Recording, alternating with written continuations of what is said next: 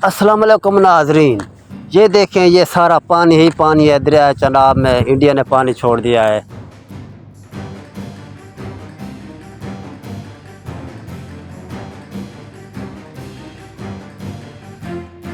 इस वक्त मैं शोरकोट की पुल पर मौजूद हूँ, जहाँ पर पानी की सतह जो है बुलंद हो रही है।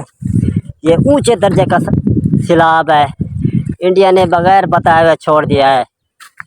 तबाही तबाही इस वक्त जो मुल्क में के हालात पहले ख़राब हैं, साथ ही ये जो आफत आ पड़ी है पानी की, ये लोगों को बहुत मुतासर कर रही है।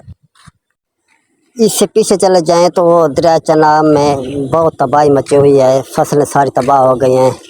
दुआ करें उन लोगों के लिए जिनका कितना ख़र्चा हुआ है फसलों पर, वो बिल्कुल तबाह और बर्बाद हो गए हैं। देखते हैं कि हुकूमत इसके बारे में क्या करती है, क्या इन गरीबों की मदद करती है या फिर अल्लाह हाफ़िज़ है। इसके साथ ही हमारे साथ बने रहें, हम आपको ताज़ा अपडेट करते रहेंगे। शुक्रिया, खुदा हाफ़िज़।